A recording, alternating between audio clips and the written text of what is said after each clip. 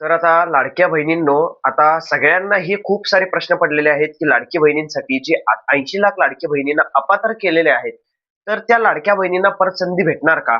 त्यांनी अपात्र का झालेले आहेत? त्या लाडक्या बहिणींना अपात्र का केलेले आहेत? तर ह्याच्याबद्दल शासनाकडून निर्णय आलेला आहे.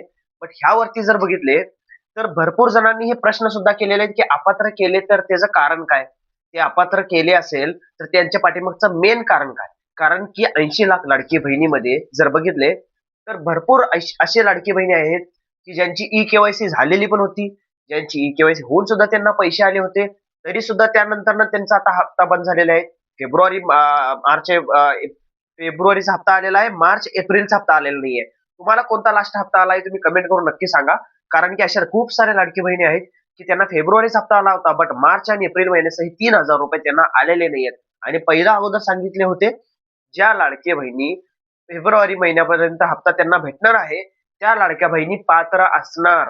तरी सुद्धा त्या लाडक्या बहिणी अपात्र यादीमध्ये कसं काय जाऊ शकतात? तर या बाबतीत जर बघितले तर सरकारला भरपूर जणांनी हे प्रश्न केलेला आहे.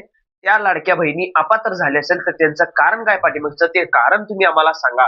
त्याचं की कारण असं असायला पाहिजे की तुम्ही असं-असं हे कारणामुळे अपात्र झाले असेल. कारण की एक-एक अशी भरपूर लाडकी बहीण आहेत की ज्यांच्याकडे काही सुद्धा नाहीये.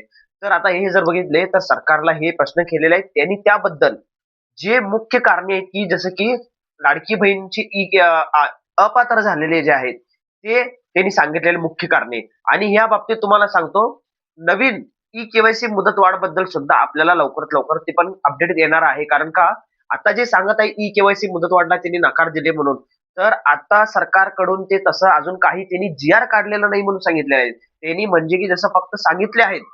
बट त्यामध्ये त्यांनी अजून त्याबद्दल काही नोटीस आलेलं नाही, जी-आर आलेला नाहीये.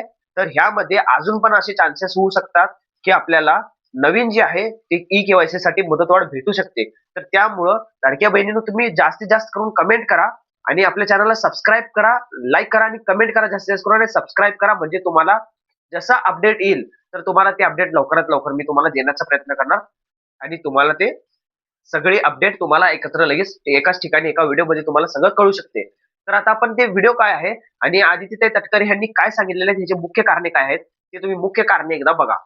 महायुतीची एक सर्वात महत्त्वाकांक्षी योजना म्हणजे मुख्यमंत्री माझी लाडकी बहीण योजना आहे. याची ई-के-वाय-सीची प्रक्रिया ही साधारणपणे गेल्या वर्षी ऑगस्ट महिन्यामध्ये सुरू झाली होती आणि त्याला पहिल्या सुरुवातीच्या ह्याच्यामध्ये जवळपास 3 महिन्याचा कालावधी देण्यात आला होता.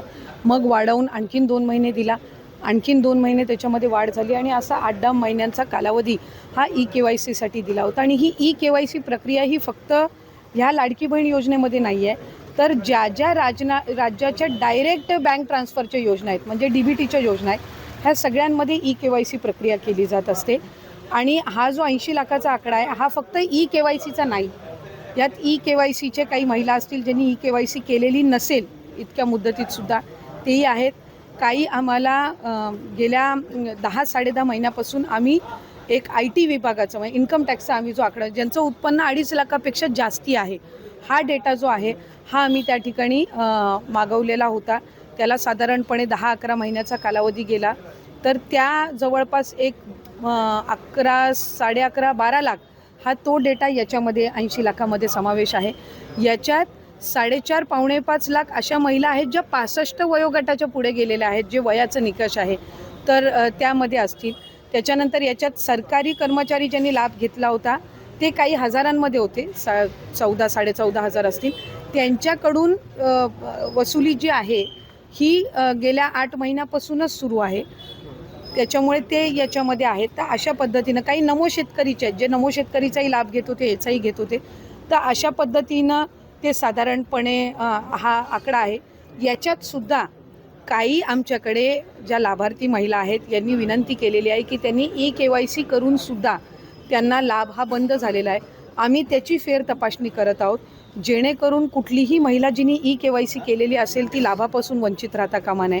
त्याच्यामुळे राज्याचे मुख्यमंत्री देवेंद्र फडणवीस साहेब, एकनाथजी शिंदे साहेब, आदरणीय सुनेत्रा काकी असतील, मंत्रिमंडळ असेल, यांच्या याच्याने आपण ती ज्यांनी ई-के-वाय-सी केलेली आहे पण त्यांचा कदाचित काही कारणास्तव टेक्निकल अडचणीमुळे लाभ बंद झाला असेल, ती आम्ही करतोय. काही अशा आहेत ज्यांनी संजय गांधी निराधार योजना आणि लाडकी बहीण योजना ह्या दोन्हीमधून जे लाभ घेत होते ते छाननीमध्ये कट झालेले आहेत, पण त्यांना दोन्हीपैकी एका योजनेचा कंपल्सरी लाभ हा आपण देणारच आहोत. त्याच्यामुळे जे अशा बाय डिफॉल्ट दोन्हीकडे लाभ घेत होते आणि दोन्हीकडनं त्यांची नावं कट झालेली आहेत, त्यांना दोन्हीपैकी एका योजनेमध्येच तरी 100% त्याचा शासकीय ह्या योजनांचा लाभ हा मिळणार आहे. काही RTOच्या संदर्भामध्ये तक्रारी केलेल्या आहेत. यातल्या 80 लाखामधल्या जवळपास 3-3.25 लाख ह्या RTOच्या आहेत, ज्यांचे वाहनं आहेत पण ते लाभ घेत होते. हा एक 6-8 महिन्यापासून डेटा मिळालेला आहे, असा कन्सॉलिडेट करून आहे.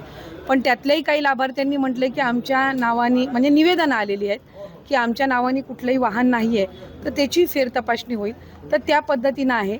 आणि साधारणपणे ज्यांनी EKYC चुकवलेली होती त्यांना 30 एप्रिलपर्यंतची मुदत ही देण्यात आलेली होती दुरुस्ती करण्याची. त्यामुळे असं आहे. आणि अजूनसुद्धा फेब्रुवारी-मार्च महिन्याचा लाभ हा आम्ही गेल्या आठवड्यापासून वितरित करायला सुरुवात केली आहे. त्यामुळे हा आकडा किती असेल म्हणजे वितरित केल्यानंतर हा 7-8 दिवसाच्या कालावधीमध्ये लक्षात